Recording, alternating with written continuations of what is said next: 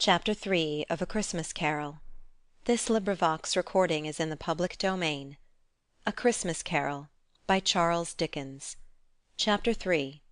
The Second of the Three Spirits. Awaking in the middle of a prodigiously tough snore, and sitting up in bed to get his thoughts together, Scrooge had no occasion to be told that the bell was again upon the stroke of 1. He felt that he was restored to consciousness in the right nick of time, for the especial purpose of holding a conference with the second messenger dispatched to him through Jacob Marley's intervention. But finding that he turned uncomfortably cold when he began to wonder which of his curtains this new spectre would draw back, he put them every one aside with his own hands, and lying down again, established a sharp look-out all round the bed, for he wished to challenge the spirit on the moment of its appearance, and did not wish to be taken by surprise and made nervous. Gentlemen of the free-and-easy sort, who plume themselves on being acquainted with a move or two, and being usually equal to the time of day, express the wide range of their capacity for adventure by observing that they are good for anything from pitch-and-toss to manslaughter, between which opposite extremes, no doubt, there lies a tolerably wide and comprehensive range of subjects. Without venturing for Scrooge quite as hardily as this, I don't mind calling on you to believe that he was ready for a good broad field of strange appearances, and that nothing between a baby and a rhinoceros would have astonished him very much. Now, being prepared for almost anything, he was not by any means prepared for nothing, and consequently, when the bell struck 1, and no shape appeared, he was taken with a violent fit of trembling. 5 minutes, 10 minutes, a quarter of an hour went by, yet nothing came. All this time he lay upon his bed, the very core and centre of a blaze of ruddy light, which streamed upon it when the clock proclaimed the hour, and which, being only light, was more alarming than a dozen ghosts, as he was powerless to make out what it meant, or would be at, and was sometimes apprehensive that he might be at that very moment an interesting case of spontaneous combustion without having the consolation of knowing it. At last, however, he began to think, as you or I would have thought at first, for it is always the person not in the predicament who knows what ought to have been done in it, and would unquestionably have done it too. At last, I say, he began to think that the source and secret of this ghostly light might be in the adjoining room, from whence, on further tracing it, it seemed to shine. The idea taking full possession of his mind, he got up softly, and shuffled in his slippers to the door. The moment Scrooge's hand was on the lock, a strange voice called him by his name, and bade him enter. He obeyed. It was his own room. There was no doubt about that. But it had undergone a surprising transformation. The walls and ceiling were so hung with living green that it looked a perfect grove, from every part of which bright gleaming berries glistened. The crisp leaves of holly, mistletoe, and ivy reflected back the light, as if so many little mirrors had been scattered there, and such a mighty blaze went roaring up from the chimney, as that dull petrification of a hearth had never known in Scrooge's time, or Marley's, or for many and many a winter season gone.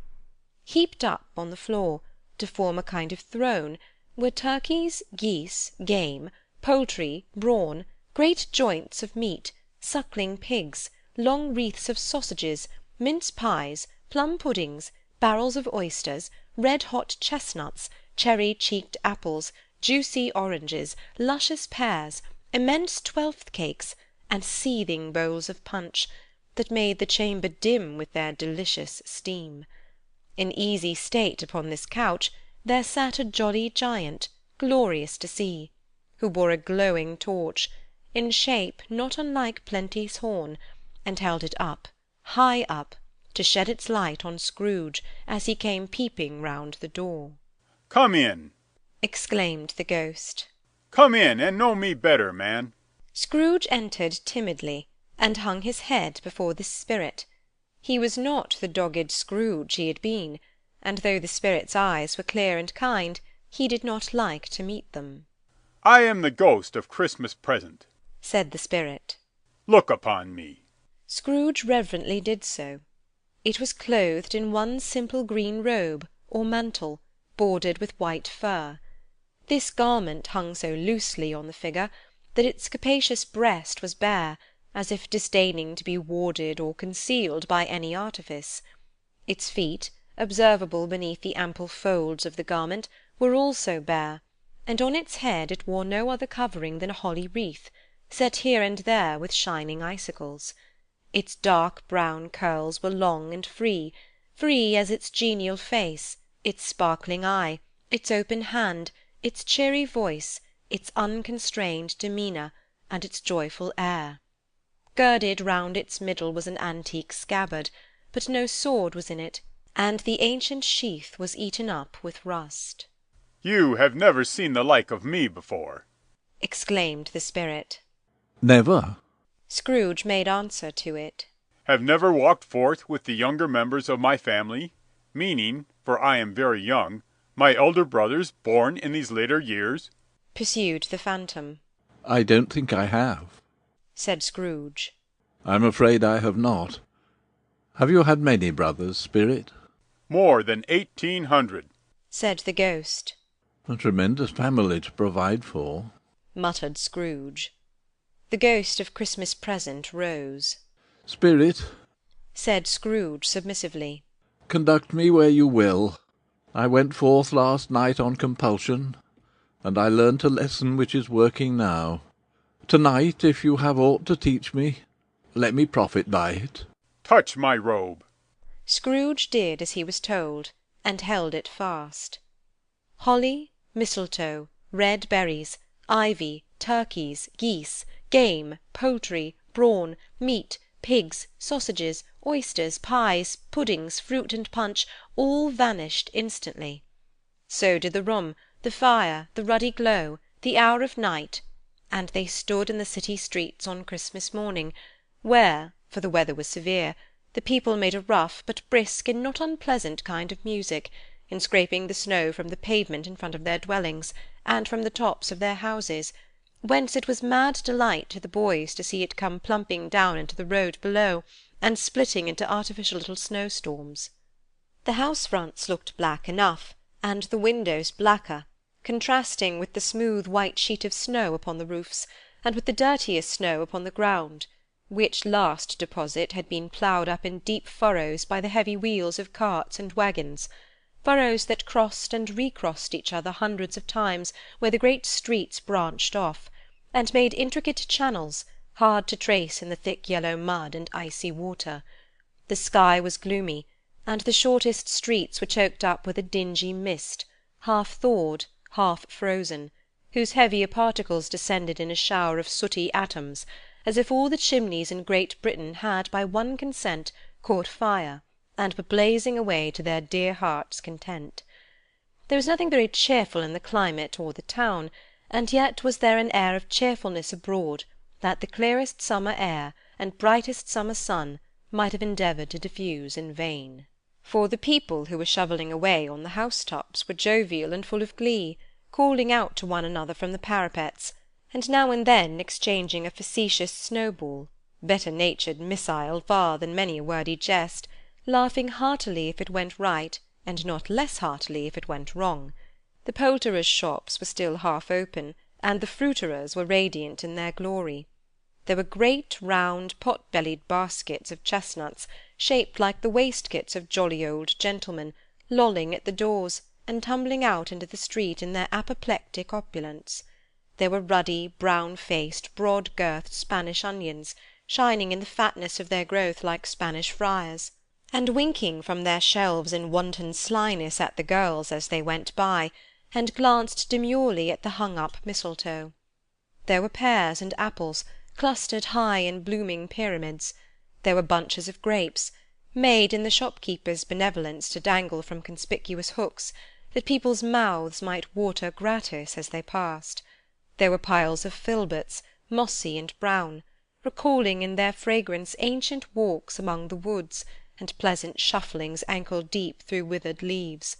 There were Norfolk biffins, squat and swarthy, setting off the yellow of the oranges and lemons, and in the great compactness of their juicy persons, urgently entreating and beseeching to be carried home in paper bags and eaten after dinner. The very gold and silver fish set forth among these choice fruits in a bowl, though members of a dull and stagnant-blooded race, appeared to know that there was something going on, and, to a fish, went gasping round and round their little world in slow and passionless excitement. The grocers, oh, the grocers! Nearly closed, with perhaps 2 shutters down, or 1, but through those gaps such glimpses! It was not alone that the scales descending on the counter made a merry sound, or that the twine and roller parted company so briskly, or that the canisters were rattled up and down like juggling tricks, or even that the blended scents of tea and coffee were so grateful to the nose, or even that the raisins were so plentiful and rare, the almonds so extremely white, the sticks of cinnamon so long and straight, the other spices so delicious, the candied fruit so caked and spotted with molten sugar as to make the coldest lookers-on feel faint and subsequently bilious. Nor was it that the figs were moist and pulpy, or that the French plums blushed in modest tartness from their highly decorated boxes, or that everything was good to eat, and in its Christmas dress.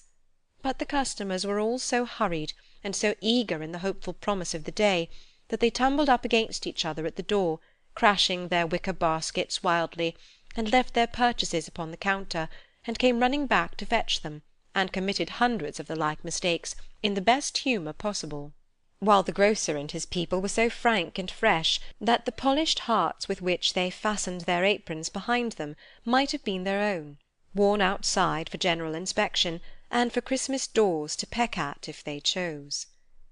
But soon the steeples called good people all, to church and chapel, and away they came, flocking through the streets in their best clothes, and with their gayest faces; and at the same time there emerged from scores of by-streets, lanes, and nameless turnings, innumerable people, carrying their dinners to the bakers' shops.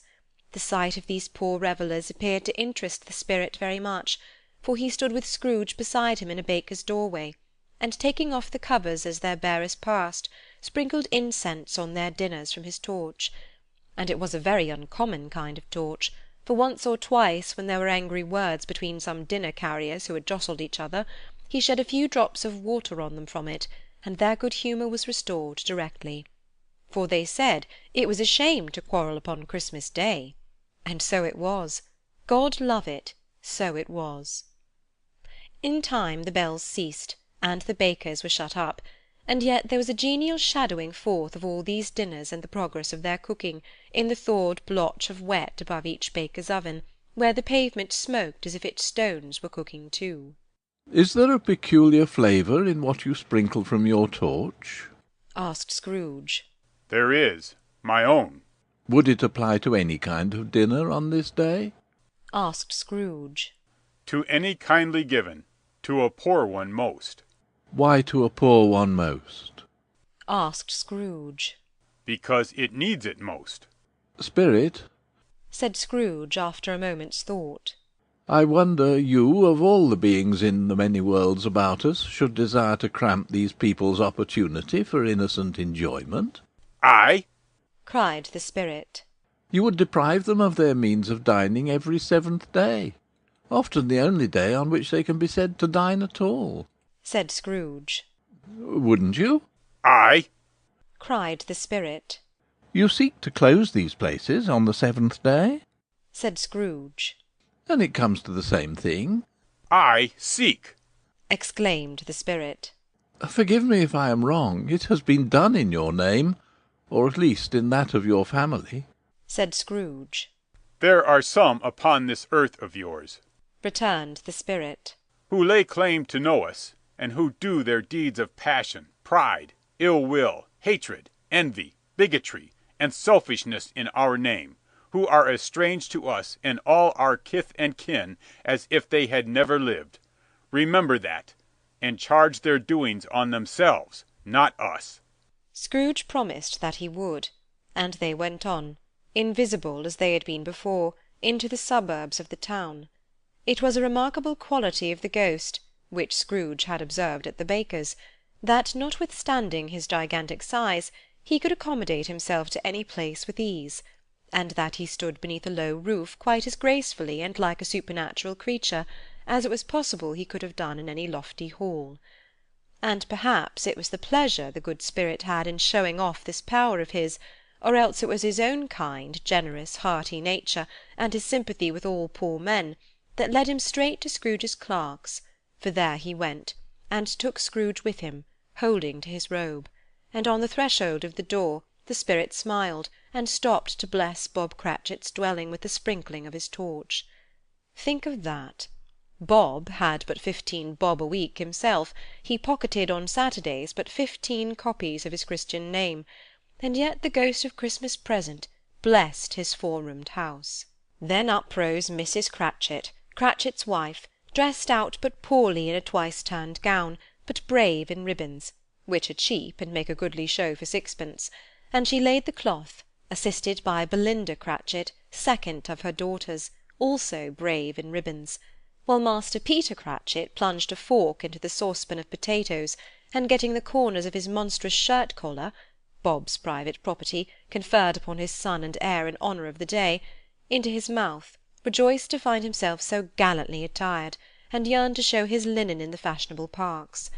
And now 2 smaller Cratchits, boy and girl, came tearing in, screaming that outside the baker's they had smelt the goose, and known it for their own, and basking in luxurious thoughts of sage and onion, these young Cratchits danced about the table, and exalted Master Peter Cratchit to the skies, while he, not proud, although his collars nearly choked him, blew the fire, until the slow potatoes bubbling up knocked loudly at the saucepan lid to be let out and peeled. "What has ever got your precious father, then?" said Mrs. Cratchit. "And your brother, Tiny Tim? And Martha warn't as late last Christmas Day by half an hour." "Here's Martha, mother," said a girl, appearing as she spoke. "Here's Martha, mother," cried the 2 young Cratchits. "Hurrah! There's such a goose, Martha." "Why, bless your heart alive, my dear, how late you are!" said Mrs. Cratchit, kissing her a dozen times, and taking off her shawl and bonnet for her with officious zeal. "We had a deal of work to finish up last night," replied the girl, "and had to clear away this morning, mother."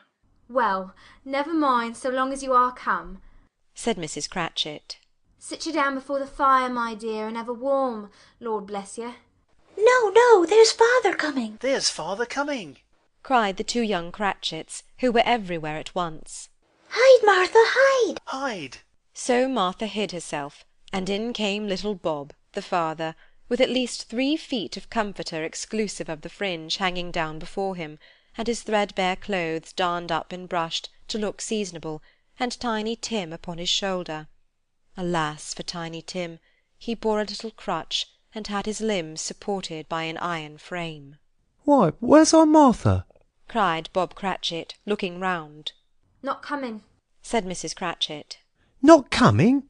said Bob, with a sudden declension in his high spirits, for he had been Tim's blood-horse all the way from church, and had come home rampant. "Not coming upon Christmas Day?" Martha didn't like to see him disappointed, if it were only in joke, so she came out prematurely from behind the closet door, and ran into his arms, while the 2 young Cratchits hustled Tiny Tim and bore him off into the wash-house, that he might hear the pudding singing in the copper. "And how did little Tim behave?" asked Mrs. Cratchit, when she had rallied Bob on his credulity, and Bob had hugged his daughter to his heart's content. "As good as gold," said Bob. "and better. Somehow he gets thoughtful, sitting by himself so much, and thinks the strangest things you ever heard. He told me, coming home, that he hoped the people saw him in the church, because he was a cripple, and it might be pleasant to them to remember upon Christmas Day, who made lame beggars walk and blind men see." Bob's voice was tremulous when he told them this, and trembled more when he said that Tiny Tim was growing strong and hearty. His active little crutch was heard upon the floor, and back came Tiny Tim before another word was spoken, escorted by his brother and sister to his stool before the fire, and while Bob, turning up his cuffs, as if, poor fellow, they were capable of being made more shabby, compounded some hot mixture in a jug with gin and lemons, and stirred it round and round, and put it on the hob to simmer. Master Peter, and the 2 ubiquitous young Cratchits, went to fetch the goose, with which they soon returned in high procession. Such a bustle ensued that you might have thought a goose the rarest of all birds, a feathered phenomenon, to which a black swan was a matter of course, and in truth it was something very like it in that house. Mrs. Cratchit made the gravy, ready beforehand in a little saucepan, hissing hot. Master Peter mashed the potatoes with incredible vigour. Miss Belinda sweetened up the apple sauce. Martha dusted the hot plates. Bob took Tiny Tim beside him in a tiny corner at the table, and the two young Cratchits set chairs for everybody, not forgetting themselves, and mounting guard upon their posts, crammed spoons into their mouths, lest they should shriek for goose before their turn came to be helped. At last the dishes were set on, and grace was said. It was succeeded by a breathless pause, as Mrs. Cratchit, looking slowly all along the carving knife, prepared to plunge it in the breast. But when she did, and when the long-expected gush of stuffing issued forth, one murmur of delight arose all round the board, and even Tiny Tim, excited by the two young Cratchits, beat on the table with the handle of his knife, and feebly cried hurrah. There never was such a goose. Bob said he didn't believe there ever was such a goose cooked. Its tenderness and flavour, size and cheapness, were the themes of universal admiration. Eked out by apple sauce and mashed potatoes, it was a sufficient dinner for the whole family.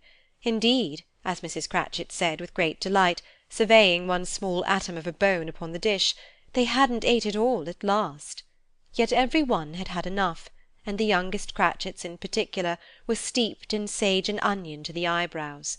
But now, the plates being changed by Miss Belinda, Mrs. Cratchit left the room alone, too nervous to bear witnesses, to take the pudding up and bring it in. Suppose it should not be done enough! Suppose it should break in turning out! Suppose somebody should have got over the wall of the back-yard and stolen it, while they were merry with the goose, a supposition at which the two young Cratchits became livid. All sorts of horrors were supposed. Hallo! A great deal of steam! The pudding was out of the copper. A smell like a washing-day. That was the cloth. A smell like an eating-house and a pastry-cook's next door to each other, with a laundress's next door to that. That was the pudding. In half a minute Mrs. Cratchit entered, flushed but smiling proudly, with the pudding, like a speckled cannon-ball, so hard and firm, blazing in half a quartern of ignited brandy, and bedight with Christmas holly stuck into the top. Oh, a wonderful pudding! Bob Cratchit said, and calmly too, that he regarded it as the greatest success achieved by Mrs. Cratchit since their marriage. Mrs. Cratchit said that now the weight was off her mind, she would confess she had had her doubts about the quantity of flour. Everybody had something to say about it, but nobody said or thought that it was at all a small pudding for a large family. It would have been flat heresy to do so. Any Cratchit would have blushed to hint at such a thing. At last the dinner was all done, the cloth was cleared, the hearth swept, and the fire made up. The compound in the jug being tasted, and considered perfect, apples and oranges were put upon the table, and a shovelful of chestnuts on the fire. Then all the Cratchit family drew round the hearth, in what Bob Cratchit called a circle, meaning half a one, and at Bob Cratchit's elbow stood the family display of glass, 2 tumblers, and a custard-cup without a handle. These held the hot stuff from the jug, however, as well as golden goblets would have done, and Bob served it out with beaming looks, while the chestnuts on the fire sputtered and cracked noisily. Then Bob proposed, "A Merry Christmas to us all, my dears. God bless us." which all the family re-echoed. God bless us, every one, said Tiny Tim, the last of all. He sat very close to his father's side upon his little stool. Bob held his withered little hand in his, as if he loved the child, and wished to keep him by his side, and dreaded that he might be taken from him. "Spirit," said Scrooge, with an interest he had never felt before, "tell me if Tiny Tim will live." I see a vacant seat replied the ghost. in the poor chimney corner, and a crutch without an owner, carefully preserved. If these shadows remain unaltered by the future, the child will die. "No, no." said Scrooge. "Oh, no, kind spirit, say he will be spared." If these shadows remain unaltered by the future, none other of my race will find him here. returned the ghost. What then?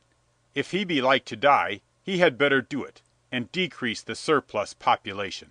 Scrooge hung his head to hear his own words quoted by the spirit, and was overcome with penitence and grief.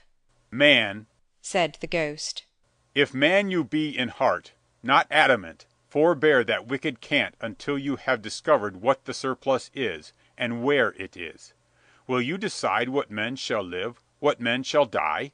It may be that in the sight of heaven you are more worthless and less fit to live than millions like this poor man's child. O God, to hear the insect on the leaf pronouncing on the too much life among his hungry brothers in the dust. Scrooge bent before the ghost's rebuke, and trembling cast his eyes upon the ground. But he raised them speedily, on hearing his own name. Mr. Scrooge, said Bob. I'll give you Mr. Scrooge, the founder of the feast. The founder of the feast, indeed, cried Mrs. Cratchit, reddening. I wish I had him here. I'd give him a piece of my mind to feast upon, and I hope he'd have a good appetite for it. My dear, said Bob. The children, Christmas Day. It should be Christmas Day, I'm sure, said she, on which one drinks the health of such an odious, stingy, hard, unfeeling man as Mr. Scrooge. You know he is, Robert. Nobody knows it better than you do, poor fellow. My dear, was Bob's mild answer. Christmas Day? I'll drink his health for your sake, and the day's, said Mrs. Cratchit. Not for his. Long life to him. A Merry Christmas and a Happy New Year.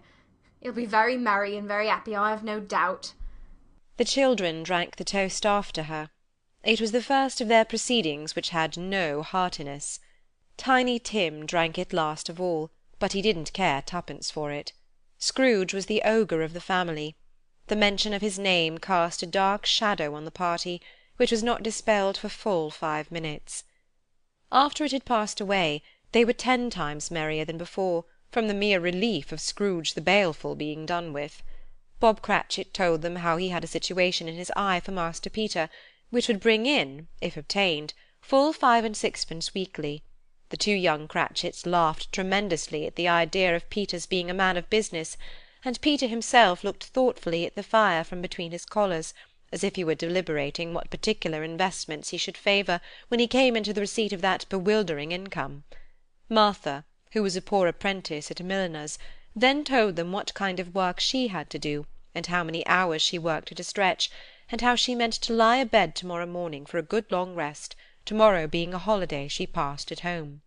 Also how she had seen a countess and a lord some days before, and how the lord is much about as tall as Peter.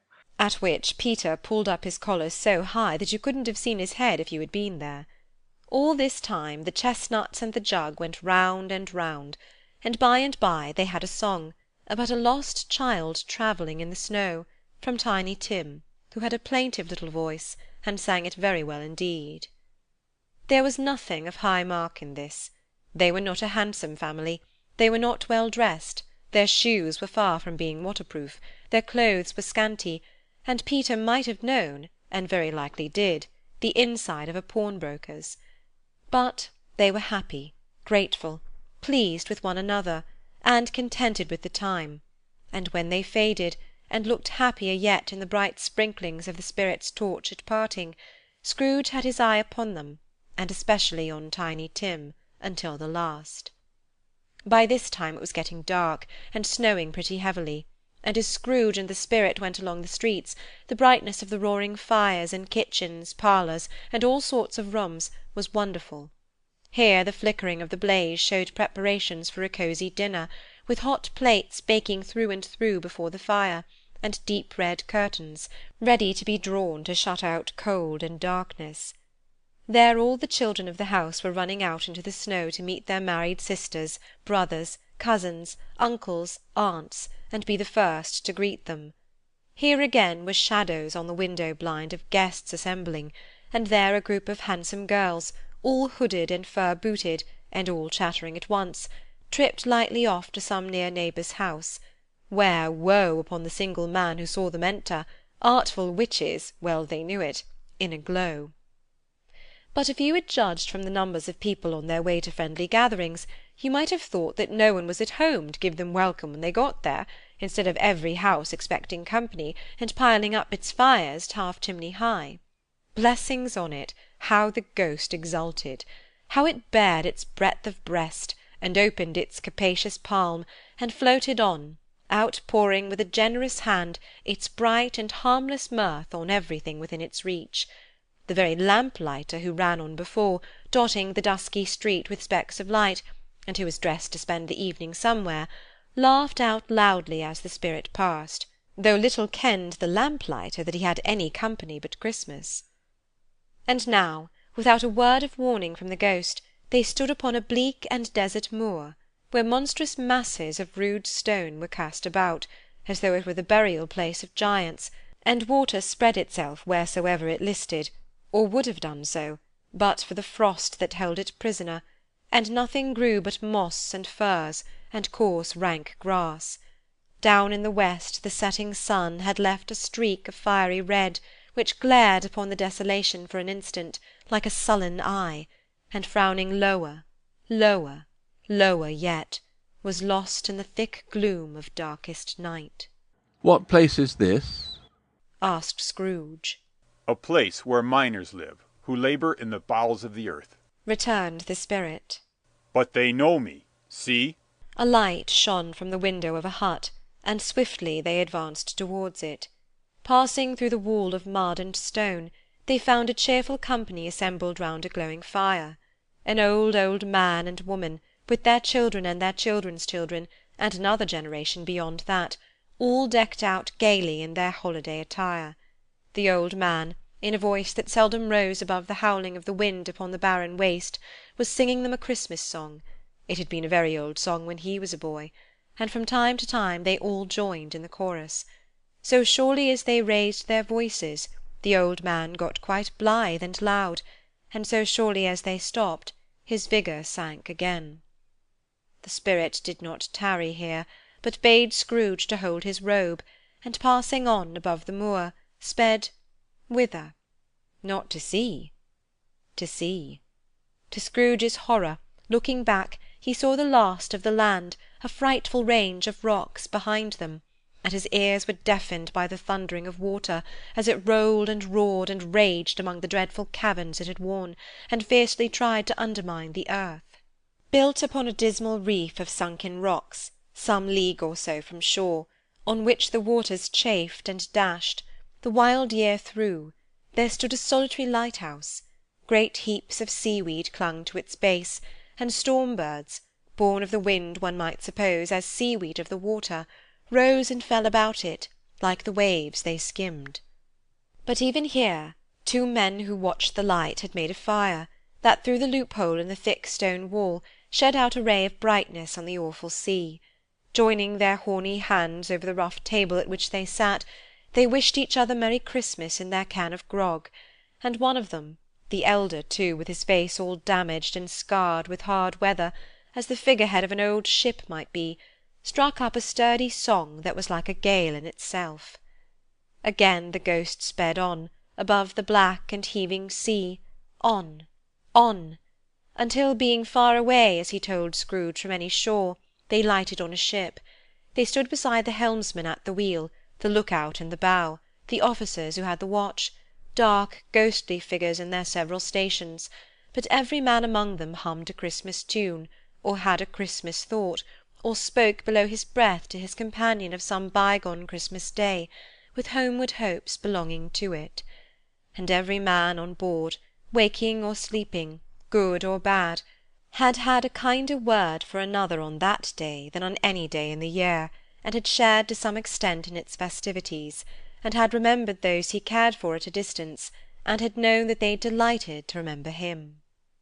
It was a great surprise to Scrooge, while listening to the moaning of the wind, and thinking what a solemn thing it was to move on through the lonely darkness over an unknown abyss, whose depths were as secrets as profound as death. It was a great surprise to Scrooge, while thus engaged, to hear a hearty laugh.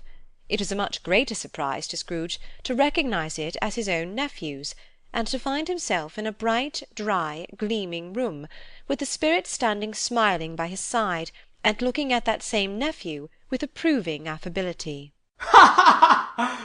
Laughed Scrooge's nephew.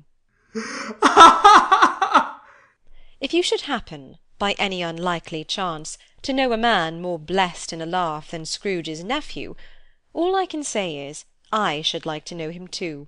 Introduce him to me, and I'll cultivate his acquaintance. It is a fair, even-handed, noble adjustment of things, that while there is infection and disease and sorrow, there is nothing in the world so irresistibly contagious as laughter and good humour.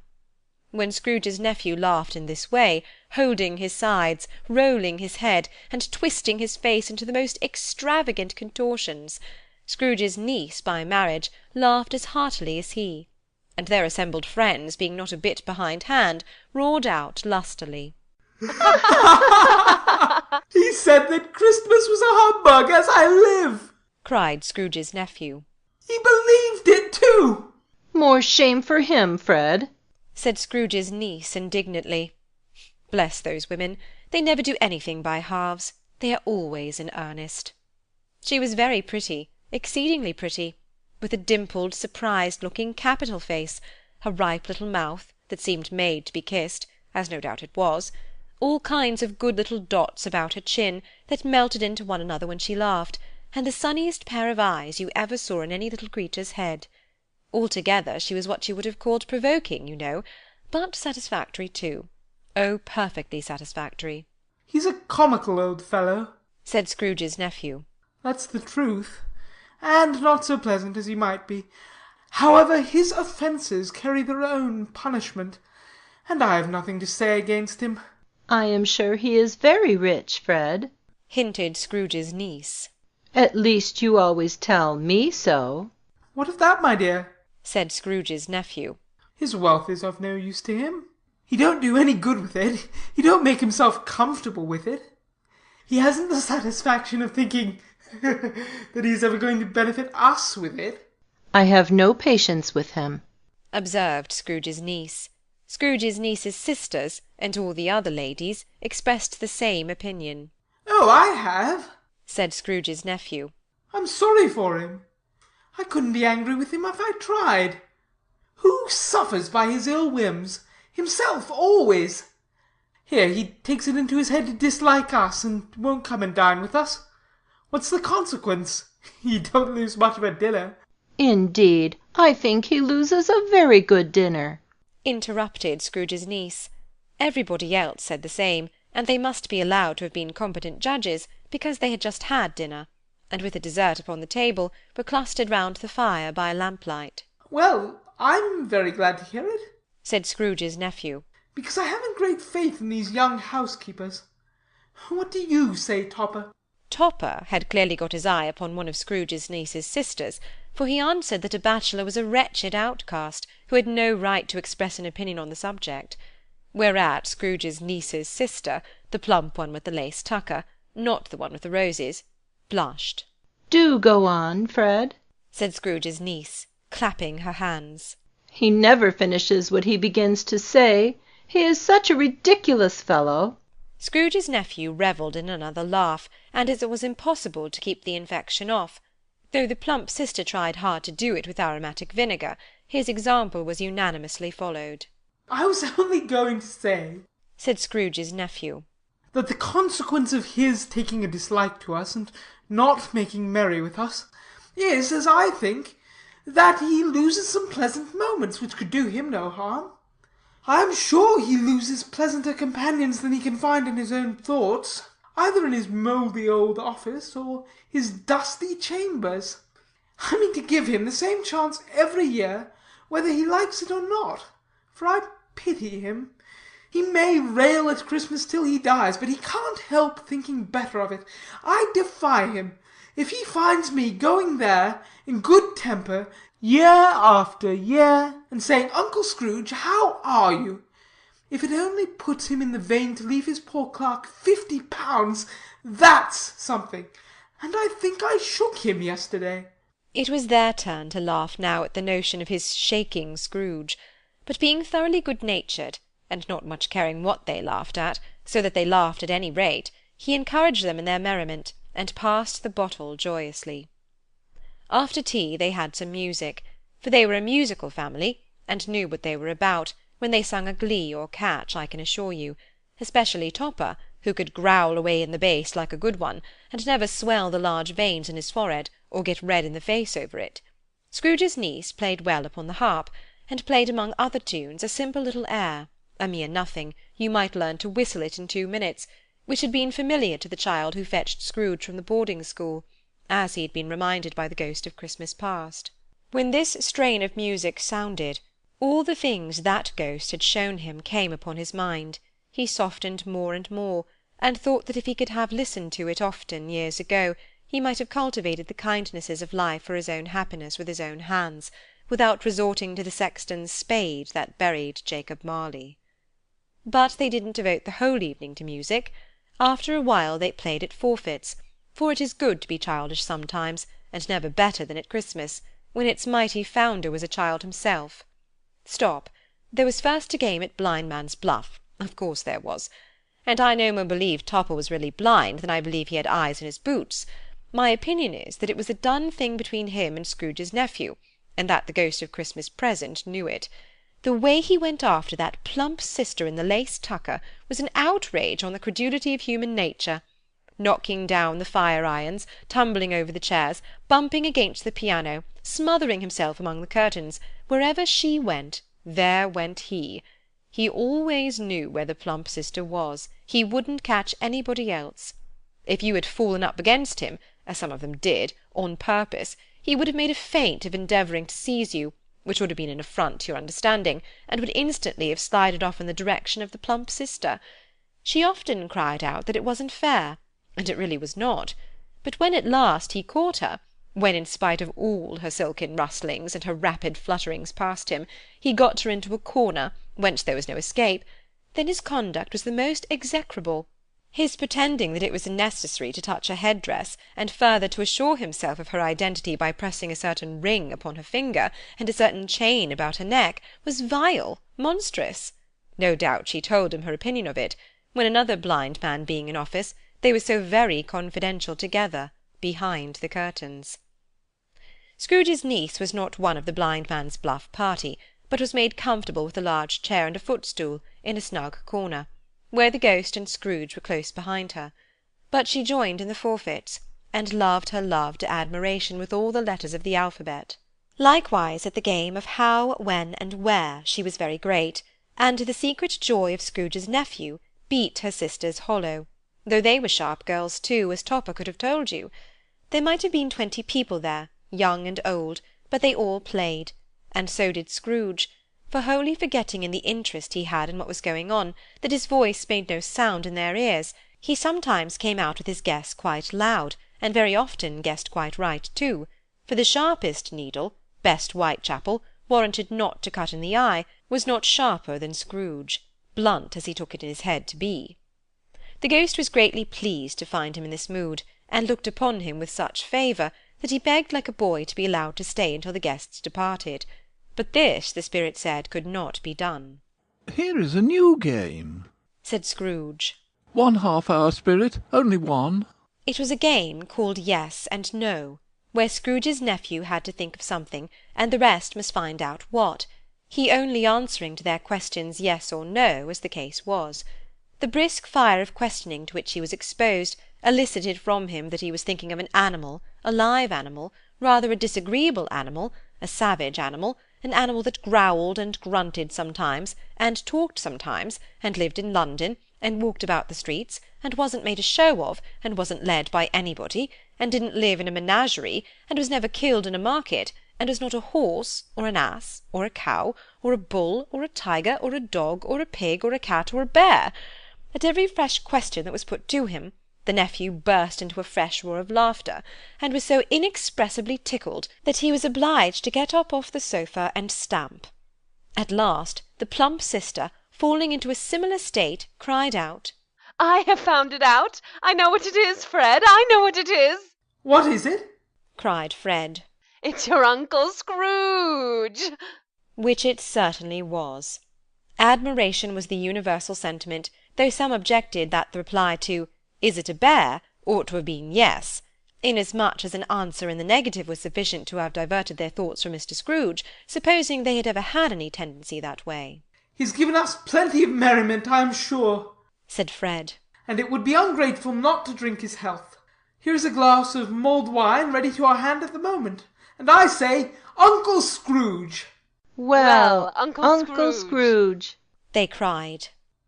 A Merry Christmas and a Happy New Year to the old man, whatever he is, said Scrooge's nephew. He wouldn't take it from me, but may he have it nevertheless. Uncle Scrooge! Uncle Scrooge had imperceptibly become so gay and light of heart that he would have pledged the unconscious company in return, and thanked them in an inaudible speech, if the ghost had given him time. But the whole scene passed off in the breath of the last word spoken by his nephew, and he and the spirit were again upon their travels. Much they saw, and far they went, and many homes they visited, but always with a happy end. The spirit stood beside sick beds, and they were cheerful; on foreign lands, and they were close at home; by struggling men, and they were patient in their greater hope; by poverty, and it was rich; in almshouse, hospital, and jail, in misery's every refuge, where vain man in his little brief authority had not made fast the door, and barred the spirit out, he left his blessing, and taught Scrooge his precepts. It was a long night, if it were only a night, but Scrooge had his doubts of this, because the Christmas holidays appeared to be condensed into the space of time they passed together. It was strange, too, that while Scrooge remained unaltered in his outward form, the ghost grew older, clearly older. Scrooge had observed this change, but never spoke of it, until they left a children's Twelfth-night party, when, looking at the spirit as they stood together in an open place, he noticed that its hair was grey. Are spirits' lives so short? asked Scrooge. My life upon this globe is very brief, replied the ghost. It ends tonight. Tonight? cried Scrooge. Tonight at midnight. Hark! The time is drawing near. The chimes were ringing the 11:15 at that moment. Forgive me if I am not justified in what I ask, said Scrooge, looking intently at the spirit's robe. but I see something strange and not belonging to yourself protruding from your skirts. Is it a foot or a claw? It might be a claw, for the flesh there is upon it, was the spirit's sorrowful reply. Look here. From the foldings of its robe it brought 2 children, wretched, abject, frightful, hideous, miserable. They knelt down at its feet, and clung upon the outside of its garment. Oh, man, look here. Look down here, exclaimed the ghost. They were a boy and a girl, yellow, meagre, ragged, scowling, wolfish, but prostrate, too, in their humility. Where graceful youth should have filled their features out, and touched them with its freshest tints, a stale and shrivelled hand, like that of age, had pinched and twisted them, and pulled them into shreds. Where angels might have sat enthroned, devils lurked, and glared out menacing. No change, no degradation, no perversion of humanity in any grade through all the mysteries of wonderful creation has monsters half so horrible and dread. Scrooge started back, appalled. Having them shown to him this way, he tried to say they were fine children, but the words choked themselves, rather than be parties to a lie of such enormous magnitude. Spirit, are they yours? Scrooge could say no more. They are man's, said the spirit, looking down upon them. And they cling to me, appealing from their fathers. This boy is ignorance, this girl is want. Beware them both, and all of their degree, but most of all beware this boy, for on his brow I see that written which is doom, unless the writing is erased. Deny it, cried the spirit, stretching out its hand towards the city. Slander those who tell it ye. Admit it for your factious purposes, and make it worse, and bide the end. Have they no refuge or resource? cried Scrooge. Are there no prisons? said the spirit, turning on him for the last time with his own words. Are there no workhouses? The bells struck 12. Scrooge looked about him for the ghost, and saw it not. As the last stroke ceased to vibrate, he remembered the prediction of old Jacob Marley, and lifting up his eyes, beheld a solemn phantom, draped and hooded, coming like a mist along the ground towards him. End of chapter 3.